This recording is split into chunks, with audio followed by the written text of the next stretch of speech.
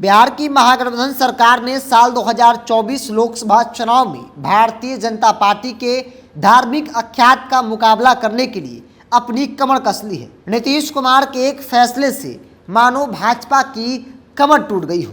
दरअसल लोकसभा चुनाव पर अगर आप नजर डालेंगे तो आपको यह बात एहसास जरूर होगा कि विगत कई चुनावों में भारतीय जनता पार्टी अपने आप को हिंदू हितैषी और विपक्षी पार्टियों को हिंदू विरोधी बनाने की कोशिश करती है और इसमें कहीं हद तक सफलता भी भाजपा को मिलता आया है। कभी राम मंदिर तो कभी 370 तो कभी पुलवामा के जरिए वोट को एकजुट करने की कोशिश सफल हो जाती है। अब ऐसे में साल 2024 के चुनाव से पहले ऐसी चर्चा है कि भारतीय जनता पार्टी जनवरी में अयोध्या में राम मंदिर के उद्घाटन को एक बड़ा चुनावी मुद्दा बनाएगी, एक बड़ा माहौल बनाएगी ताकि हिंदू वोट बैंक जो है वो एकजुट हो जाए। अब इस मुद्दे के काट में नीतीश कुमार का एक ऐलान जो भाजपा के लिए मुसीबत बन गया है। दरअसल बिहार राज्य कैबिनेट ने मंगलवार को पुनौरा धाम के विकास के लिए 72.47 करोड़ रुपए की मंजूरी दे दी है, जिसे देवी सीता का जन्म स्थान बनाया जाएगा। यानी एक तरफ जहां राम मंदिर को लेकर भारतीय जनता पार्टी देश भर में प्रचार प्रसार करेगी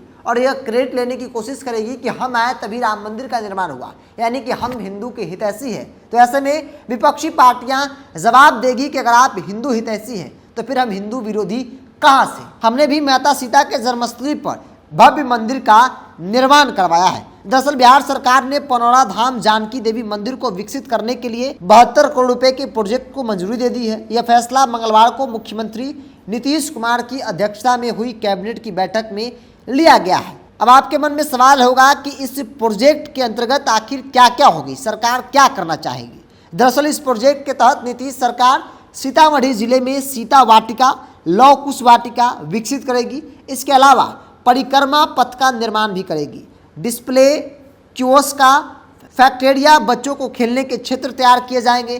कैबिनेट सचिव के मुताबिक यहां आने वाली सभी संपर्क सड़कों को जोड़ा जाएगा और इस तीर्थ स्थल को जल्द से जल्द विकसित किया जाएगा। यानी कि सीता माता के जन्मस्थली को एक पर्यटक स्थल के तौर पर डेवलप किया जाएगा, जहां पे आपको तमाम फैसिलिटी भी देखने को मिलेंगे, जहां पे लौह कुश वाटिका विकसित किया जाएगा। इसके अलावा परिक्रमा पथ का भी निर्माण किया जाएगा। तो भाजपा के राम वाले राजनीति के काट में नीतीश कुमार ने एक बड़ी घोषणा की है और कहा जा रहा है कि जहां भाजपा 24 के चुनाव से पहले बेहद ही कमजोर स्थिति में है, ऐसे में भारतीय जनता पार्टी के पास राम के नाम पर वोट लेने के अलावा, राम के नाम पर ध्रुवीकरण करने के अलावा बाकी और कुछ बचता नहीं है। अब नीतीश कुमार ने सीतामढ़ी में सीता माता के मंदिर का भव्य निर्माण को लेकर जो फैसला लिया है, इसको लेकर राजनीति को जानने समझने वाले लोगों का ऐसा मानना है कि भाजपा के उस हिंदुत्व वाले एजेंडे की काट इससे बेहतर और कुछ हो ही नहीं सकता है। तो आपको याद होगा विपक्षी एकजुटता की शुरुआत इसी बिहार से हुई थी,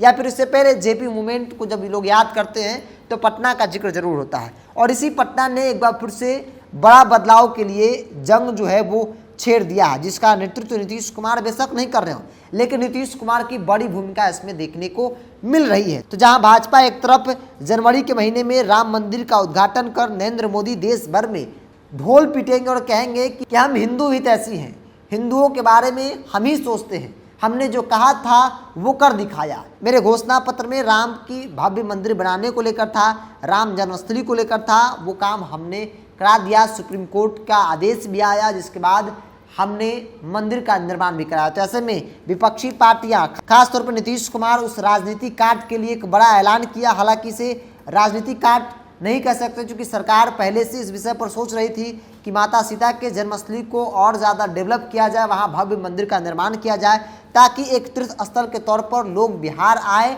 और वहाँ पे अच्छे से अपना समय बिताए। जो लोग राम सीता को मानते हैं वो लोग यहाँ पर आके अपनी मनोकामना को पूरा। भाजपा के राम वाले एजेंडे के काट में नीतीश कुमार ने एक जो फैसला लिया है, इस फैसले से भारतीय जनता पार्टी की कमर टूट गई है। इस विषय को लेकर आपके मन में क्या कुछ राय है, कमेंट्स बॉक्स में रखिए। अगर आप मेरे चैनल को यूट्यूब पर देख रहे हैं तो सब्सक्राइब कर लीजिए, फेसबुक पर देख रहे हैं तो पेज को लाइक और फॉलो कर लीजिए।